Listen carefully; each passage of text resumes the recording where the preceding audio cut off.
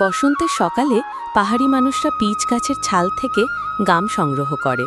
এই গাম তখনই বের হয় যখন ছালে হালকা আঘাত লাগে বা গ্রীষ্মকালে পোকামাকড় তা কেটে ফেলে। ধীরে ধীরে শুকিয়ে এটি কাঁচের মতো স্বচ্ছ টুকরোতে পরিণত হয়। প্রথমে এগুলো পানিতে ভিজিয়ে রাখা হয়। কয়েক ঘন্টা পরে এগুলো ফুলে উঠে নরম ও উজ্জ্বল হয়ে যায়। প্রতিটি টুকরো হাত দিয়ে পরিষ্কার করা হয়, ছাল আর ধুলো সরিয়ে ফেলা হয়। এরপর আসে পেঁপে। বীজ আলাদা করে ভাপে রান্না করা হয় এবং এর সাথেই সাদা স্নো ফাঙ্গাসও রান্না হয়। এটি এক ধরনের জেলির মতো মাশরুম, যা শুকনো ডালে জন্মায় এবং স্বাস্থ্যের জন্য বিখ্যাত। যখন দুটোই নরম হয়ে যায় তখন পেঁপেটিকে আস্তে আস্তে মেখে মিষ্টি ও নরম পেস্ট তৈরি করা হয়। পাহাড়ি অঞ্চলে পিচের এই গাম শতাব্দী ধরে পরিচিত।